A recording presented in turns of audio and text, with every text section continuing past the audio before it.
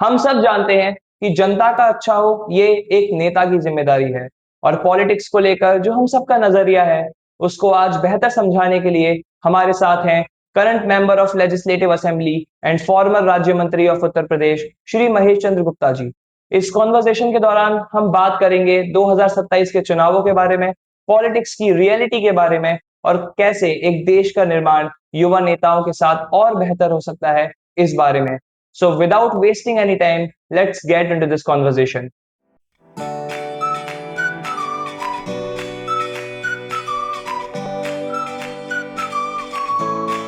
On the show और सबसे पहले आप ये बताइए कि आपने कब राजनीति में आने का सोचा और इसके पीछे क्या प्रेरणा थी? सोचा तो कुछ नहीं था, लेकिन सन 84, 86, 88 ये मैं मंडल अध्यक्ष की मुझ पर जिम्मेदारी रही है भारतीय जनता पार्टी के अपने 84, 86, 88। उसके बाद फिर जिला मंत्री, इस तरह से पंचायत प्रकोष्ठ, तब से ही फिर इस राजनीतिक क्षेत्र में चला रहा हूँ मैं। और फिर जिला अध्यक्ष बना और 96 में फिर माननीय मुलायम सिंह के खिलाफ चुनाव भी लड़ा था। 2007 में विधायक रहा, 17 में विधायक और 22 से विधायक। तो जो जिम्मेदारी मिली है वो निभा रहा हूँ। इस फील्ड में इतने सालों से हैं और हम जानते हैं कि आपके पीछे जो इसकी प्रेरणा थी वो क्या थी और आपने इतने सालों में जो काम किए हैं उनमें सबसे ज़्यादा अभी तक आपको कौन सा काम है जो अभी भी प्रभावित और गौरवान्वित करता है? मुझे जब जिम्मेदारी मिली या इस क्षेत्र में आया तो मेन भाव मेरे मन में ये रहा कि कैसे हम लोगों को सेवा कर सकें, कैसे लोगों का दुख दूर कर सकें, क्या हम अच्छा कर सकते हैं और समाज में जो व्याप्त कुरीतियाँ हैं वो कैसे दूर है, ऐसा ये भाव पैदा होता था। और फिर कुदरती जैसे ईश्वरीय कुछ बात होती है, मेरी समझ में तो ये बात आई कि ईश्वर किसी ना किसी के मुख से कोई बात कहलवाते। तो ईश्वरीय बात ये मेरे मुख से ये निकली, एक मंत्र निकला कि अच्छा सोचो अच्छा होगा, आज नहीं तो कल होगा। ये भाव निकला और इसे भाव होते होते मैं इस क्षेत्र में काम कर रहा हूँ। और वास्तव में मैं कह सकता हूँ कि जो जिम्मेदारी, जैसे हमारा नेतृत्व है, मान लीजिए आज हमारे माननीय मोदी जी हैं, माननीय योगी जी हैं और हमारे प्रदेश के नेतृत्व पंकज चौधरी जी हैं, माननीय पंकज चौधरी जी हैं। तो जिसको जहाँ जो जिम्मेदारी मिली है वो बखूबी जिम्मेदारी निभा रहे हैं। तो भी बताया कि जब भारतीय जनता पार्टी की बात होती है तो दो लोगों की हमेशा बात होती है, वो है माननीय प्रधानमंत्री नरेंद्र मोदी जी और माननीय मुख्यमंत्री योगी आदित्यनाथ जी। मेरा आपसे ये सवाल है कि आपने योगी जी के संग काफ़ी काम किया है और काफ़ी उनको देखा है, तो उनकी नेतृत्व शैली ऐसी क्या है, उसमें क्या क्वालिटी है जो और लोगों को भी इतना प्रभावित और अपनी तरफ आकर्षित करती है? उनमें निर्णय लेने की क्षमता, ऐसे उनके अंदर ऊर्जा है, ऐसा उनके अंदर जज्बात है। और वास्तव में मैं कहता हूँ हम सौभाग्यशाली हैं, हरि बोल की ईश्वर की कृपा है, हमारे प्रदेश को ऐसा मुख्यमंत्री मिले हैं कि उनकी जो क्षमता में देखते हैं, कितने भी कोई आंदोलन हो, जब वो न्याय करते हैं तो न्याय के आगे सब झुकते हैं। तो आज देखते हुए कोई भी गड़बड़ झाला नहीं है। तो मैंने उनकी कार्य क्षमता नजदीक से देखी है, पूरा समय देते हैं, पूरा, चूंकि योगी हैं और योगी का मैं कहते हैं एक किस्म से जैसे भगवान कृष्ण का रूप था, वो योगी भी थे, कर्मशील भी थे। तो मैं तो हमारे योगी जी जो है वो योगी भी हैं, कर्मशील भी हैं, सिद्धांतवादी हैं। तो योगी जी में रूप देखता हूँ। और आप मोदी जी की बात कर रहे हो तो ये भी हम सौभाग्यशाली हैं कि हमें ऐसे देश के प्रधानमंत्री मिले, क्योंकि मोदी जी ने भी जिस तप और तपस्या से काम किया है, जिस प्रकार गरीबी भी उन्होंने नजदीक से देखी है, आज जो सब कुछ विकास हो रहा है, क्योंकि उन्होंने नजदीक से सब चीजें देखी हैं। अपनी माता जी को देखा है, कैसे वो अपना चूल्हा जलाकर, कैसे कुछ लोगों के घर पे मतलब मेहनत करके उन्होंने बच्चों को पढ़ाया। मतलब जहाँ इतना त्याग तपस्या रहा हो, वो ही उन्होंने माननीय मोदी जी ने सब दूर करते हुए, और आज जो उनका नेतृत्व है, जो उनका भाव है, जो सोचने की शक्ति है, वो हमारे मोदी जी में, इसलिए तो हमारा भारत विश्व गुरु बनने वाला है। तो मैं कह सकता हूँ मोदी और योगी जी में जो भाव है किसी में देखने को मिलता है। 2027 की आप बात कर रहे हैं सारांश जी, तो जैसे समाजवादी पार्टी है, वो पीडीए पीडीए चल रहा है, पीडीए पीडीए पीडीए। उनका पीडीए का मतलब होता है पिछड़ा, दलित, अल्पसंख्यक, यही तो भाव है उनका। अब तो मैं तो कहता हूँ ना, कौन समझदार आदमी ऐसा जिसने ये सलाह दी। अब पिछड़ा, दलित और अल्पसंख्यक के अलावा जो समाज है, उसको तो वो ठुकरा ही रहे हैं। रवि बताओ, ठुकरा रहे हैं, ठुकरा रहे हैं। तो इतना बड़ा समाज को ठुकरा रहे हैं, तो वो तो समाज उनसे खिलाफ है ही है, वो उन्हें वोट क्यों देगा। अब रही बात ये पिछले, दलित और अल्पसंख्यक की बात करते हैं, कोई भी चीज जब किसी व्यक्ति पर होती है, उस पर जिम्मेदारी होती है, उसके कार्यकाल से उसकी बात पहचान होती है कि इनका उस समय कैसे कार्य कर रहा है। मान लीजिए मैं विधायक हूं, उस समय मैं जैसा भी कार्य करूंगा, मेरे कार्यकाल लिखा जाएगा। मेरी वाणी में दम जब होगा, जब मैं उसके अनुरूप चलूंगा। अब मैं विधायक कार्यकाल में आराम से सोता रहूं, काम करूं नहीं, उसके बाद मैं भाषण दूं, तो जनता पर उसका असर नहीं होगा।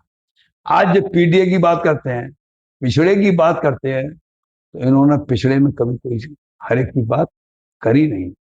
इनका जो कार्यकाल था, तो इन्होंने जो नियुक्तियां करी, जो भी कुछ किया, उस समय लोग थैला लिए घूमते थे। तो मैं क्यों, चूंकि मैं जातवाद की बात करता नहीं हूं, हम राष्ट्रवाद की बात करते हैं। उस समय इन्होंने पीडीए की चिंता नहीं करी। एक कार्यकाल ऐसा था, हमारे बदायूं जनपद में जितने भी थाने थे, उन सब थानों में, ज्यादातर थानों में एक ही समाज के लोग उन्होंने भर दिए थे। तो उस समय तुम पिछड़े कहाँ चले गए थे? और चीजों में तुमने उस समय पिछड़े कहाँ गए? आज तुम भाषण देते हो कि पिछड़ा दल में, अब दलित की बात करती है। तो जिस समय तुम उस सरकार में थे, तुमने दलित भाइयों की कोई चिंता नहीं की। बहन जी मायावती ने जो जिले बनाए थे, वो तुमने सब पलट दिए। प्रमोशन का आरक्षण में जो था, वो सब तुमने बिल पास। कहने का भाव था, उस समय तुमने दलित भाइयों की चिंता नहीं। हमारे दलित समाज की बेटी बहन जी मायावती को भी तुमने गैस काउंट में सुना होगा, उनको एक किस्म से मारने की योजना बना ली थी। उस समय हमारे पार्टी के नेता माननीय ब्रह्मदत्त द्विवेदी जी, वो खुलकर आगे आए और भारतीय जनता पार्टी ने उनकी जान समय बचाई। तो ये इनकी बात इसमें लागू नहीं होती। और कहते हैं अल्पसंख्यक की, मैं फिर कहता हूं, भारतीय जनता पार्टी के शासन में जितना अल्पसंख्यक समाज पढ़ा है, लिखा है, मालदार बना है, इतना आज से पीछे कभी बना नहीं। तो इनका पीडीए का नारा वो फेल है। इनकी कथनी और करनी में अंतर है। हम अच्छा, एक बात सुनो, उस समय जब इनकी सरकार थी, तो एक बेटी हमारी सलमा है, एक हमारी बेटी सुजाता है। तो तुम सलमा बेटी को वजीफा दे रहे हो, सुजाता को नहीं दे रहे। आज इस सरकार में सलमा बेटी भी हमारी है, सुजाता बेटी भी हमारी है, दोनों की चिंता हो रही है। उस समय केवल कब्रिस्तान को ही तुम कब्रिस्तान की बाउंड्री करा रहे थे, आज शमशान भूमि के नाम से भी है। तो आज मैं कह सकता हूं, जो सुविधाएं, एक सबका साथ और सबका विकास, सबके साथ न्याय हो रहा है। और ऐसा न्याय, जब न्याय होता है, तो न्याय का मतलब होता है दो और दो चार। तो चार जब होंगे, तो पूरी जनता संतुष्ट रहेगी। तो उसी हिसाब का आज इसमें हमारे में न्याय चल रहा है। तो 2027 में इतने विकास कार्य, इतनी चर्चा, इससे बड़ी और खुशी की क्या बात होगी। मैंने विधानसभा में अपने समाजवादी पार्टी वाले विधायकों से पूछा, आप बताओ, आप दूसरे प्रदेश में पहले जाते थे, तो आप प्रदेश का नाम बताने से घबराते थे। आज तुम गर्व से कहते हो, जब कोई पूछता है कौन सा प्रदेश है, तुम कहते हो उत्तर प्रदेश। अरे वही उत्तर प्रदेश जिसमें बाबा बुलडोजर बाबा कहते हैं, कोई दमदार बाबा कहते हैं, कोई स्वाभिमानी बाबा कहते हैं, कोई ऊर्जावान बाबा कहते हैं, और कि जिसके शासन में अन्याय होता। पहले 30-30 गाड़ियों का काफिला चलता था, 30-30 गाड़ियों का काफिला चलता था, आगे पुलिस पीछे पुलिस है। आज अकेली हमारी बेटी कहीं चली जाए, किसी की हिम्मत नहीं है, कोई जरूरत नहीं है। तो जब इतना सब अच्छा शासन है, इतना अच्छा विकास है, हर एक की शिक्षा है, आज हम कह सकते हैं, आज हमारे 60,000 पुलिस में भी पीछे भर्ती हुई, 60,000 में 12,000 हमारी बेटियों की भर्ती हुई है। आप बताइए ना। और कोई भी ये कह नहीं सकता, अगर एक नंबर सलमान का ज्यादा है और एक नंबर श्यामलाल का कम है, तो इस सरकार में एक नंबर जिसका ज्यादा है, तो सलमान की नौकरी लगी। और कोई ये कह नहीं सकता कि नौकरी में मेरे पैसे गए, बगैर पैसे के नौकरी मिली। मैंने समाजवादी पार्टी का शासन देखा है, लोग थैला लिए घूमते थे कि साहब हमारे नौकरी लगवा दो, नौकरी लगवा दो। तो जहां इतना ईमानदारी, न्याय, सच्चाई, अच्छाई, और आज आदमी सोचता है कि मैं बेफिक्र है कि सोचूं, तो इस शासन में बेफिक्र है कि सो रहा है, सब सुविधा ही सुविधा है। तो मैं कह सकता हूँ 27 में भारी बहुमत से हमारी सरकार। इतना सारा विकास हो रखा है और हो रहा है और होता भी रहेगा, लेकिन फिर भी ये जो पॉलिटिक्स एक फील्ड है, इसको अभी भी लोग थोड़े गलत नजरिए से या थोड़े नेगेटिव नजरिए से देखते हैं। काफी सारी, मतलब आपसे बेहतर कौन ही समझाएगा जिसने इस पूरी राजनीति को 42 साल दे दिए और आगे भी काम करते रहेंगे, कि एक्चुअल में पॉलिटिक्स है क्या, राजनीति क्या है। देखो, राजनीति सच्चाई बात जो है, सेवा का भाव है। हम उस क्षेत्र में जाएं, सेवा से हम लोगों का क्या भला कर सकते हैं, लोगों में जागरूकता ला सकते हैं, देशभक्ति का भाव कर सकते हैं, शिक्षा का उत्सर्ग कर सकते हैं। शिक्षा के क्षेत्र में भी जो वास्तविक हमारे तथ्य हैं वो चीज सामने आए, वो एक भाव होता है। तो शिक्षा के क्षेत्र में आज हमारे मोदी जी कहते हैं भारत खेलेगा तो हमारा भारत खेलेगा, योगी जी कहते हैं यूपी खेलेगा तो उत्तर प्रदेश खेलेगा। आज युवाओं में आप समझो, गांव गांव खेल के मैदान तराशे जा रहे हैं, वहां पर खेल की प्रतियोगिताएं हो रही हैं, वॉलीबॉल हो रही है, कई तरह की कबड्डियां हो रही है। मैंने कहने का भाव यह है, हमारे जब युवा होंगे तो राजनीतिक क्षेत्र तो सेवा के लिए, देश कैसे आगे बढ़े, देश कैसे के सब में संस्कार हो, ये सब भाव आते हैं, वो राजनीति है। अब कुछ लोग राजनीति का दुरुपयोग दूसरी तरफ से शॉर्टकट करते हैं, तो हर एक की अपनी अपनी सोच है, अपनी अपनी सोच है, और पार्टियां भी कर रही है। हमारी पार्टी की सोच यही है कि राष्ट्र हमारा प्रथम है, राष्ट्र हमारा प्रथम, राष्ट्र हमारा प्रथम। हम इसमें ये कह सकते हैं कि जैसे हमारे समाजवादी पार्टी की आत्मा कौन, माननीय अखिलेश जी या माननीय मुलायम सिंह जी की आत्मा। बहुजन समाजवादी पार्टी की आत्मा कौन बहन जी? मायावती। मायावती जी। लोकदल की आत्मा भाई जैन जी। कांग्रेस की आत्मा राहुल जी और सोनिया जी। और भारतीय जनता पार्टी की आत्मा जो अपना तन, अपना मन, अपना धन सब कुछ समर्पण करते हुए सबसे पहले देश की चिंता करता है, उसके बाद अपने दल की चिंता करता है, तो ये हमारे भारतीय जनता पार्टी की आत्मा कोई है। तो ऐसा समर्पित कार्यकर्ता हमारे भारतीय जनता पार्टी का है। तो भारतीय जनता पार्टी की आत्माओं में यही हमारे कार्यकर्ता बसते हैं। तो मैं कह सकता हूं कि वास्तव में भारतीय जनता पार्टी के जो कार्यकर्ता हैं उनके देश, और इसलिए भारत हमारा विश्वगुरु बनेगा बनेगा बनेगा, क्योंकि सबका लक्ष्य एक ही है, भारत विश्वगुरु। क्योंकि मोदी जी ने कहा है 2047 में हमारा ऐसा भारत होगा, आत्मनिर्भर भारत होगा, गंदगी मुक्त भारत होगा, गरीबी मुक्त भारत होगा, जातवाद मुक्त भारत होगा, आतंकवाद मुक्त भारत होगा, भ्रष्टाचार मुक्त भारत होगा, और एक भारत होगा और श्रेष्ठ भारत होगा। तो हमारा ऐसा भारत होगा तो वो जब ही होगा जब भारतीय जनता पार्टी कार्यकर्ता इसी लगन से लगे हैं। और चूंकि हमारे नेतृत्व की कथनी करनी मंत्र नहीं है, तो फिर उनकी वाणी में दम है। इसलिए हमारे कार्यकर्ता भी आज नीचे से ऊपर तक को मेहनत कर रहे हैं, और भारत हमारा विश्वगुरु बनेगा, और हम लोगों के सामने ही भारत विश्वगुरु बनेगा, क्योंकि भारत श्रेष्ठ भारत होगा और आत्मनिर्भर भारत। आज आप बताओ, अपने यहाँ एक से एक अच्छे शस्त्र बनना है, एक से एक हवाई जहाज बनना है, एक मतलब अगर कही जाए तो कौन सी चीज ऐसी है जो भारत में स्वयं ना बन रही है? नहीं, विकास तो होगा, लेकिन एक कहता है कि देश का विकास, आपको भी पता होगा, कहते हैं कि अगर किसी देश को बिगाड़ना हो या बनाना हो तो सबसे बढ़िया है, आप आजकल बॉम्ब वॉम्ब नहीं फोड़ो, सीधा है उसका जो युवा है, जो उसका यूथ है, उस पर अटैक कर दो। अगर आपको उस देश को बिगाड़ना है तो उसके युवा के अंदर आक्रोश पैदा कर दो, उसको भटका दो। अगर बनाना है तो उसके अंदर वो एक देशभक्ति का भाव पैदा कर दो। पॉलिटिक्स जो कि विकास के कार्य से इतनी ज्यादा जुड़ी होती है, और हम देखते हैं कि अभी एक्टिव पॉलिटिक्स में जितने भी एमपी हैं, एमएलए हैं, वो काफी सीनियर है युवा के कंपैरिजन में। तो युवाओं को आप इस फील्ड में उतरने के लिए और विकास का कार्य और तेजी से बढ़ने के लिए क्या प्रेरणा देना चाहेंगे? देखिए, मोदी जी कहते हैं ये युवा ही मेरी देश की आन है, ये युवा ही मेरी देश की शान, ये युवा ही मेरे देश के भविष्य। तो जब ये मोदी जी कहते हैं, ये भाव उनके अंदर है, तो वास्तव में वो चाहते, इसलिए उन्होंने कहा है हमारा इंडिया खेलेगा तो इंडिया खेलेगा, यूपी खेलेगा तो यूपी खेलेगा।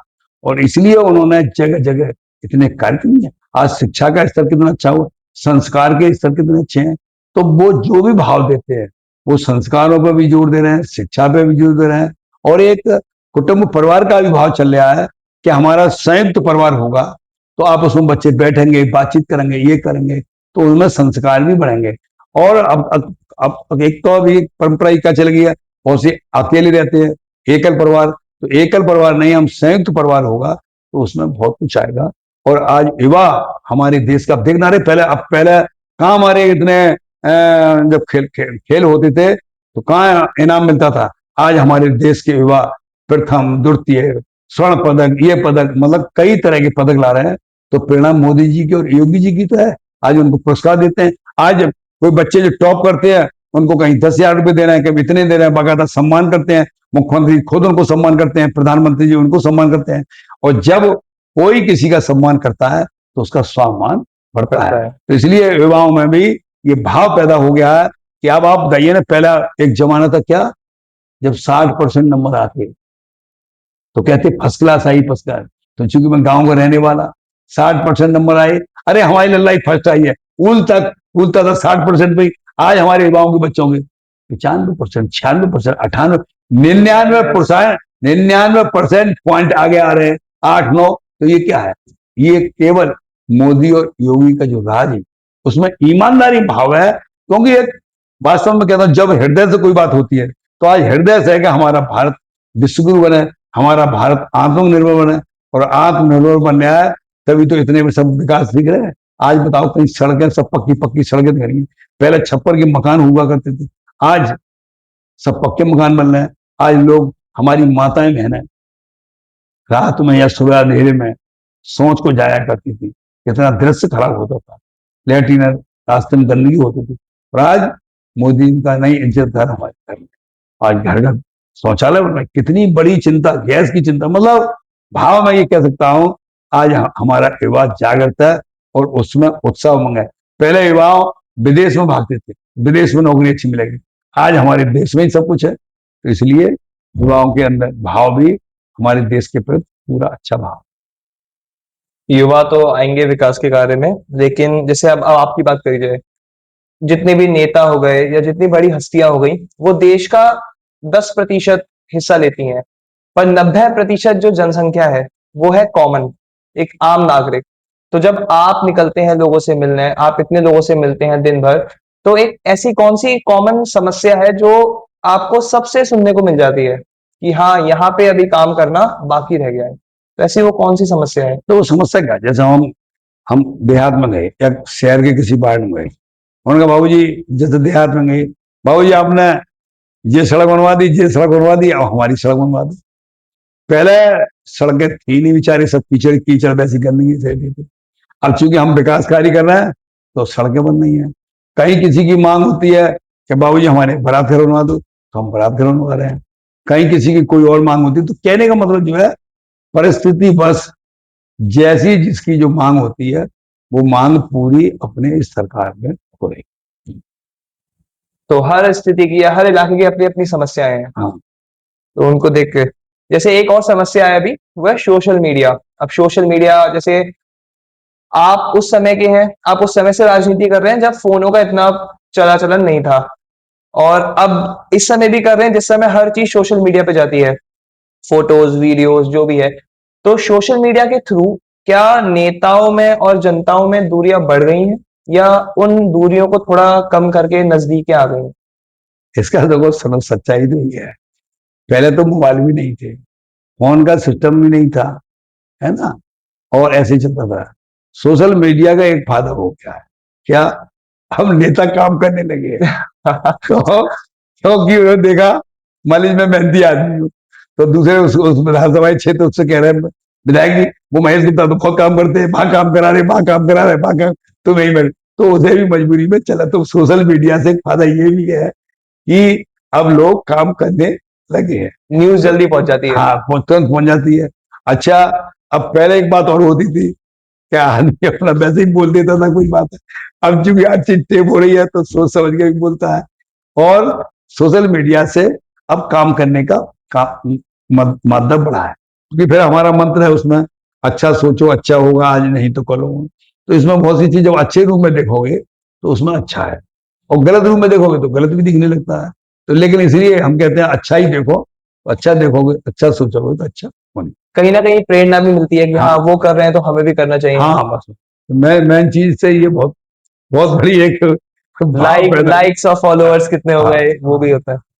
नहीं, पॉलिटिक्स में क्या होता है ना कि जैसे चुनाव तो हर 5 साल में एक बार होते हैं, पर उन 5 साल कहीं ना कहीं कोशिश की जाती है कि किसी की टांग खींच ली जाए, किसी को गिरा दिया जाए, किसी को सत्ता से हटा दिया जाए। आप इतने सालों से इसमें हैं और आपसे ज्यादा एक्सपीरियंस मुझे तो नहीं लगता कोई होगा। आपके एक्सपीरियंस से बताइए कि ऐसा कहीं आपने दृश्य देखा हो कि जहाँ पे लगा हो कि हाँ यहाँ किसी की टांग खींची गई है, या फिर यहाँ किसी को सत्ता से निकालने की कोशिश की गई है। देखो बताऊं, मैं एक देहाती भाषा है, रहना कुछ है नहीं, रहना कुछ है नहीं। टांग खिंचाई होती राजनीतिक क्षेत्र में, किसको कहां पर कतरो क्या, ये सब लोग करते हैं, अपना अपना करते हैं।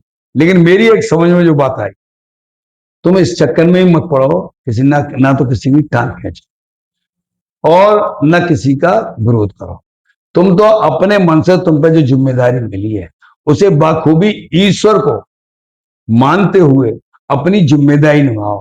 तुमने उसमें सहर्ता दिखाई, अच्छा काम किया, बढ़िया काम किया है, तो चर्चा खुशबूदार तुम्हारी होगी, और चर्चा खुशबूदार हुई तो तुम्हारे खाते में ही लिखी जाएगी। तो इसलिए टांग खिंचाई की चक्कर में न पड़े। तुम किसी की टांग खिंचाई करोगे, उसे मालूम पड़ जाएगी मेरी टांग खिंचाई, तो वैसे ही वो बदबू छांटेगा, वैसे ही द्वेष रखेगा। इसलिए तुम तो अपने मन से अच्छा करो। इसलिए मुझे जो जिम्मेदारी मिली है, मैं तो लोगों को सोचता हूँ कैसे अच्छा हो, क्या भला हो सकता है मेरे लिए। कि जैसा तुम सारांश जी हो, तो मेरे मन में भाव आता है ये बालक हमारा कैसे समझे, ऐसा भाव आता है। इसलिए मैं मेरी 2 मिनट की पूजा करता हूँ। नहाने धोने के बाद हरि बोल के सामने पहुंचता हूँ। हरि बोल वो है जो 35-36 किलोमीटर लंबा बांध बगैर सरकारी सहायता के जो इलाका तबाह होता था उसको आबाद कर दिया, जिनके बारे में स्वामी प्रेमानंद जी भी चर्चा करते हैं। ऐसे हरि बोल के सामने जब मैं पहुंचता हूँ, और भी देवी देवता होते हैं, तो मैं फिर उनके सामने पूजा में कहता हूँ, हे हरि बोल महाराज, मेरी कोई बात नहीं, मैं फटा पुराना, भूखा प्यासा, त्याग तपस्या, ईमानदारी सच्चाई में मुस्कुराते गुजर कर लूंगा। लेकिन ये मेरे लोग, ये सब फलें फूलें तरक्की करें, इनके घरों में खुशहाली हो, खेत हो तो हरियाली हो, ये प्रसन्न होंगे, इनके बीच में मैं बैठ जाऊंगा, मैं प्रसन्न हो जाऊंगा। ये मेरी पूजा, और 3 बार संग बजा देता हूँ। तो फिर मैं तो सबको अच्छा ही सोचूंगा। मैं तो सोचूंगा, अच्छा बताओ, जब मैं पूजा में अपने लिए नहीं मांगता, तुम सबके लिए मांगता हूं, तो फिर मेरे मन में भाव क्या रहता है कि ये सब चमके, ये सब फलें फूलें तरक्की करें। इसलिए बगैर टेंशन के मैं सबका अच्छा सोचता हूँ। और टेंशन में किस बात की, जब मैं सोच ही अच्छा रहा हूँ। अभी तुम और चमको, अभी तुम एक इस तरह के कपड़े पहने हो और अच्छे स्टैंड पहने हो, तो मुझे और खुशी हुई, क्योंकि मैं पूजा में मांग रहा हूँ। तुम पे 1 गाड़ी और 2 गाड़ी ले आओ, 3 गाड़ी ले आओ, तो मुझे खुशी होगी। यही वजह है आज हमारी जो विधानसभा है, 115 प्रधान विधानसभा, उसमें लड़ाई झांझ झगड़े सब शांति से, अच्छा वातावरण है, अच्छा प्रेम है। फैसले पंचायत भी करता हूँ, तो दोनों लोगों के दिल मिलाकर उनको घर वापस भेजता हूँ, मिठाई खिलाता हूँ, उनका स्वागत करता हूँ, मौका लगता है एक सॉल उड़ाता हूँ, ऐसा जो भी कर सकता हूँ करता रह सकता तो मतलब आध्यात्म से आप जुड़े हुए हैं, हूँ। पूजा हाँ पाठ में आप हैं, हाँ तो आप उस चीज में मतलब मानते हैं पूरी तरीके से। हाँ। अरे आध्यात्मिक क्या है, ईश्वर ने कहा है तू कैसे जीना चाहता है, मैं तेरी व्यवस्था वैसी करूँ। तू ईमानदारी से जीना चाहता है, तेरी ईमानदारी से, बेईमानी से जीना चाहता है, बेईमानी से, दोनों का फल भी तुझे दूंगा। और तू चाहता है तो सब चीज है। आज आज भी मैं लोगों से कहता हूँ, सत्य बोलते बोलते सत्य होता है।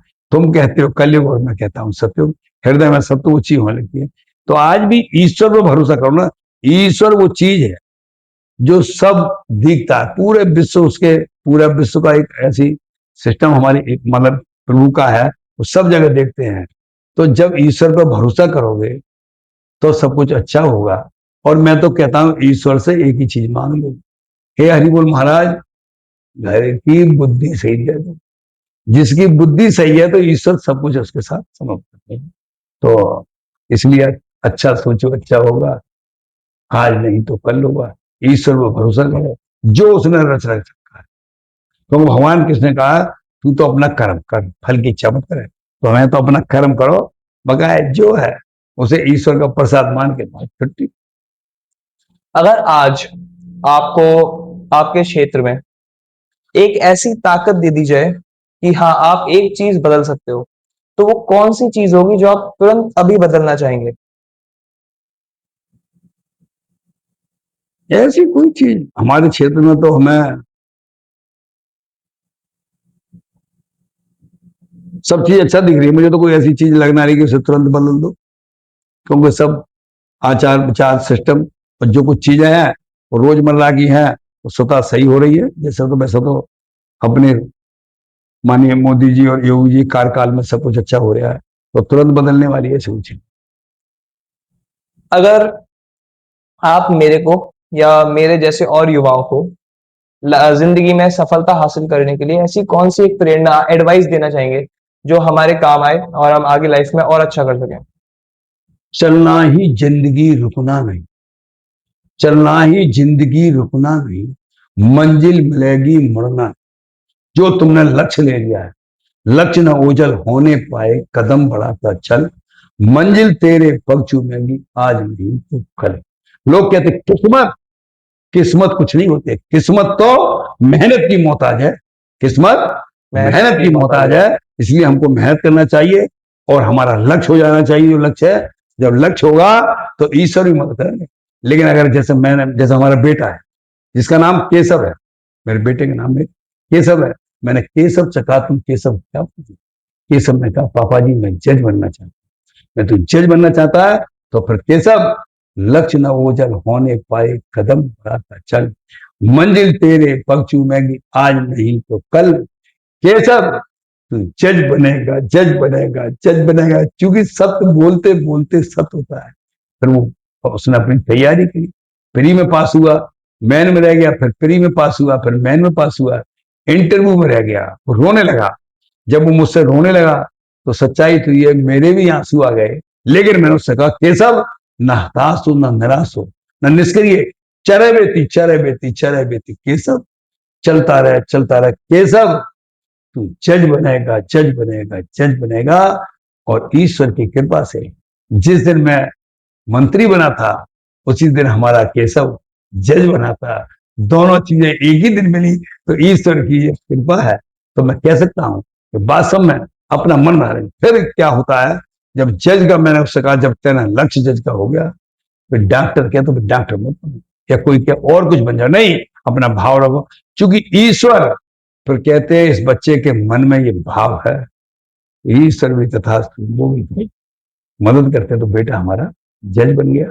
ऐसे बहुत से उदाहरण है। आज मैं बच्चों में जाता हूं, उनमें भाव पैदा करता हूं, बच्चे मेरी बात को ध्यान से सुनते हैं, और मैं उन्हें अपनी वाइब्रेशन देता हूं, उनके लिए ईश्वर से प्रार्थना भी करता हूं, और उन्हें फिर एक मंत्र भी देता हूं, अच्छा सोचो अच्छा होगा, आज नहीं तो होगा। सोच लो कि हमें ये बनना है, और फिर तुमने अच्छा सोच लिया, तो होते होते आज नहीं कल वो उस पोस्ट पे। ऐसे बहुत से बच्चे हैं जिनको मैंने प्रेरणा दी और अपना भाव दिया, अपनी वाइब्रेशन देता हूं। घर पे आवे के अभी पहुंच कर भी हरि बोल के सामने खड़ा हो जाता हूं, फिर मैं हरि बोल से कहता हूं, हरि बोल महाराज, उन बच्चों को मैं भाव दे के आया हूं, उन पर कृपा करना, ये करना। तो वो सब बच्चे होते हैं, तो ये भाव आज हमारा भारत आगे बढ़ रहा है। आप बताओ, मैंने 9.25 साल अन्न नहीं खाया, 6.5 साल एक बार आतंकवाद के विरोध में, फिर कोरोना के विरोध में। मोदी जी तुम्हारा प्रधानमंत्री बने, जब तक मोदी तुम्हारा प्रधानमंत्री नहीं बनेंगे मैं अन्न ग्रहण नहीं करूंगा। ईश्वर ने सब इच्छाएं पूरी की है मेरी, सब जो भी प्रण पूरे किए, जो भी प्रतिज्ञाएं ली, वो सब पूरी हुई। तो है क्या, इसलिए मैं लोगों से कहता हूं, तुम कहते पहले बार, मैं कहता हूं सत्य, हृदय में सत्य उचित। और ये भी मैं भाव आता है अब कि भारत हमारा विश्व गुरु बने और हमारे सामने बने। जब कोई प्रतिज्ञा हृदय में आ गई, तो फिर हरि बोल, फिर हमारा सब कुछ अच्छे अच्छा होगा। मैं आपसे एक ही चीज जानना चाहूंगा कि ऐसी क्या चीज है जो आपके बारे में लोगों के द्वारा फैलाई हुई गलतफहमी है? लोग कहते हैं बधाई वो सीधे है। अब सीधे है तो ईश्वर भी साथ देता है। सीधे का मतलब ये है कि मैं हर एक से सरलता से बात करता हूँ। किसी पार्टी का कोई भी आदमी है, वो सब मेरे पास आ जाते हैं। मैं कहता हूँ मैं भाई विधायक हूँ, मैं 1 से 15 बताई विधानसभा का मैं विधायक। मैं विधानसभा को अपनी माँ मानता हूँ, माँ के हिसाब से सेवा करता हूँ। कुछ लोगों को लगता है ये बहुत सीधे हैं, तो कुछ हमारे पार्टी कार्यकर्ता कहते हैं बाबू जी तुम सब भी सुन लेते हैं। मैं कहता हूँ जब हम अपना भारत आत्मनिर्भर बनाना है, उत्तर प्रदेश आत्मनिर्भर बनाना है, तो सबका साथ लेके जब हमारे मोदी जी सबका कर रहे हैं, योगी जी कर रहे हैं, तो मैं भी सबका कर रहा हूँ। तो इसलिए वैसे जो मैं आपको सही बताऊंगा, क्योंकि मैं झूठ बोल नहीं आता, मुझे इस बात का गर्व है हमारी 1 से 15 बनाई विधानसभा तो है ही है। जनपद के है जहां भी लोग चर्चा है, उनके मन में श्रद्धा का भाव है। तो महेश गुप्ता एक सीधा सच्चा ईमानदार जो भी भाव है, मैं उनकी तरफ से जब ये भाव सुनता हूँ श्रद्धा का, तो मेरे कभी कभी आंखों में आंसू आ जाते हैं। मैं उस परम पिता परमेश्वर हरि बोल महाराज से ये प्रार्थना करता हूँ, हे प्रभु मेरी बुद्धि सही रखना, बुद्धि मेरी सही रखना। मुझे यही भाव मिलता रहे, लोगों की श्रद्धा का भाव मिलता रहे। असली जीवन में सुख की अनुभूति इसी में है। क्योंकि किसी ने कहा है जब हम पैदा हुए, जब हम पैदा हुए हम रोए जग हंसा। क्योंकि बेटा पैदा हुआ है, वो रो रहा है, ढोलक बज रही है। जब हम पैदा हुए हम रोए जग हंसा, ऐसी करनी करचन है, हम हंसे और जग रोए। तो ऐसा भाव मन में है, जिस दिन हम जाए तो जनता के मन में ये भाव लगा है कि हमारा व्यक्ति एक अच्छा था, वो चला गया। इसलिए मेरे मन में रहती है ना, एक दिन मैं आपको सही बताऊं, जैसे मैंने अभी बताया था पूजा में मैंने मांगा था, एक दिन प्रैक्टिकल घटना में सुबह जब उठता हूँ, अचानक ये भाव आता है कि महेश गुप्ता तुझ पे कितनी संपत्ति है, तुझ पे कितनी संपत्ति है। मेरे मन में विचार कौन है, इतनी संपत्ति, ये संपत्ति कहां से घुस गई। तो फिर ये विचार तुरंत ही आया, महेश गुप्ता तुझ पे सबसे ज्यादा संपत्ति है। क्यों? क्योंकि तू कहता है, पूजा में मांगता है कि मेरी कोई बात नहीं, मैं फटा पुराना भूलता पैसा। तू दूसरों की तरक्की चाहता है, तो जब उनकी तरक्की चाहता है तो वो भी संपत्ति तेरी है। तो इसलिए मुझ पर सबसे ज्यादा संपत्ति है। तो मेरा मन इससे बहुत संतुष्ट हुआ, इसलिए मैं सबके चेहरे प्रसन्न देखता हूं, उसी में मेरा मन प्रसन्न। सर आपने जो भी बताया वो बहुत अच्छा था। इतनी पॉजिटिव एनर्जी और जो भी बात कही, जरूर भारत 2047 तक विश्व गुरु बनेगा। और आपके द्वारा जो भी बताया गया चीजें हैं, एडवाइस है कि अपने आप को एक ही लक्ष्य पर रखो, उसको भटकाओ मत, वो बहुत ज्यादा जरूरी है सबके लिए। और आई होप कि जो लोग देख रहे हैं ये, वो इससे कुछ सीखें और उनको काफी कुछ जानने को मिले। Thank you so much sir. धन्यवाद।